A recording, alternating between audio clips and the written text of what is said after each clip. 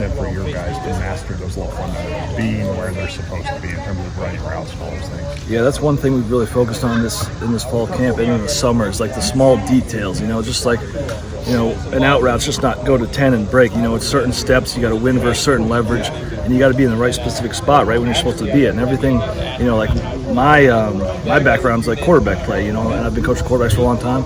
So I kind of teach these wideouts like how it looks from a quarterback's perspective. What is the quarterback thinking here? Hey, if you go inside of this guy, quarterback's not going to like that. You got to go outside. All that type of little things, and they start understanding, well, shoot, if I do it this way, I'm going to get the ball. As long as you tell them, hey, if you do it this way, you're going to get the ball, they'll listen to you. Have you seen the progress from Barryon and Dane in particular from those things from last year, or maybe they were just athletes running around out there too? Yeah, it helps in the off season, getting bigger, faster, and stronger. I think Dane and both Barryon has put on about 10, 15 pounds, which is huge for them. And, I thought Dane yesterday had a couple routes and one-on-ones that he looked the best he's looked since he's been here. Barryon too, he's getting better every day. And it's great to see how much, more room they have to improve. I'm really excited to see it come on this fall. Dimmy's a guy, he told us he's splitting some time between running back and receiver. When he is with you guys, what do you like about him in terms of that versatility? He is just very versatile. He's a guy that has great hands. He can line up in the backfield, hand the ball off to him, make a play, make somebody miss. He's very patient, but he also understands, he's been in college football for a couple years. He understands the game. He understands leverage and defensive coverage and all that. So he gets how to reduce the surface and do all the little things right. So it's, he can line up in the backfield and play running back, or he can come out and line up in the slot and help me out a little bit.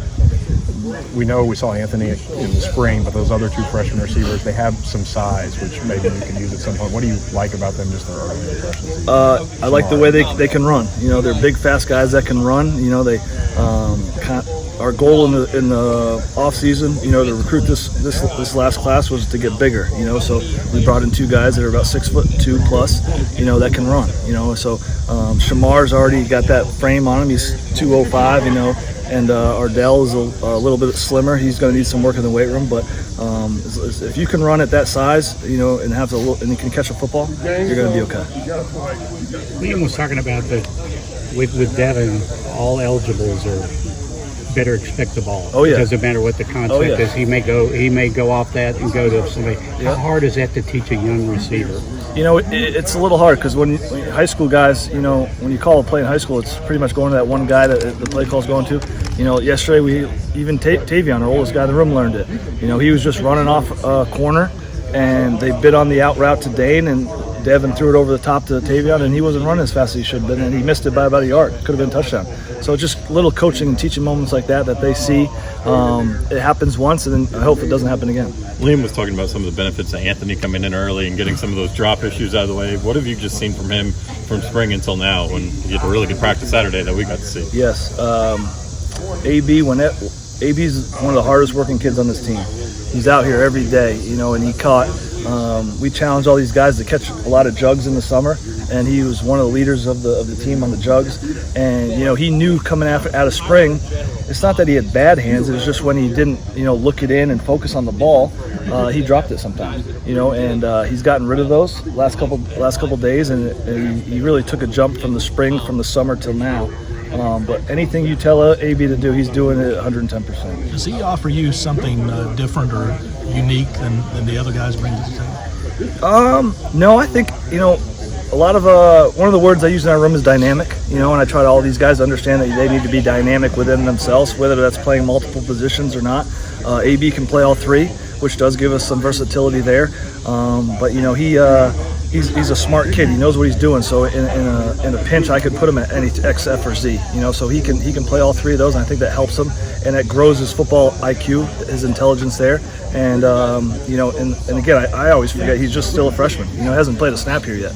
And I think he's only going to get a lot better from here. Because of your scholarship situation, your walk-ons are getting a lot of practice reps at that position. Any of those guys in particular that stood out to you that we should take notice of? I think Cole Lanter is the guy that is I can always count on. He's one of the smartest kids in the room. I always make a point to those other walk-ons and those younger guys. Like, I ask those guys, why do I turn around and put Cole in if I'm looking for somebody? And they're like, because they know what he's doing. I go, absolutely right. Know what you're starting to do. and he'll get on the field. So I hope Cole really takes off. Dylan Gary is a tall body, just like Shamar and Ardell, that gets some reps, and it seems like whenever we put Dylan in there, he makes a catch, he makes a play. He's not the fastest guy, but he knows what he's doing.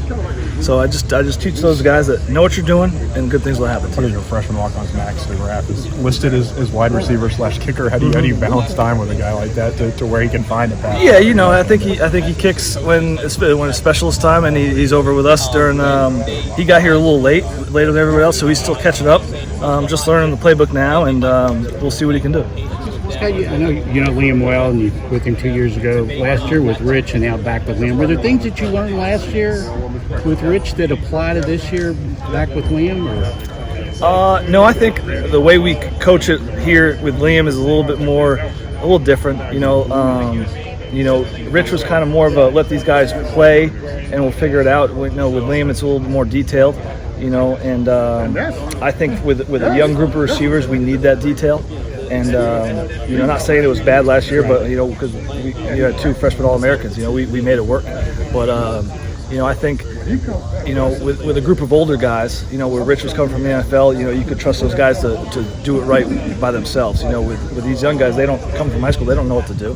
So we got to be a little bit more detailed in the coaching that way to get what we need.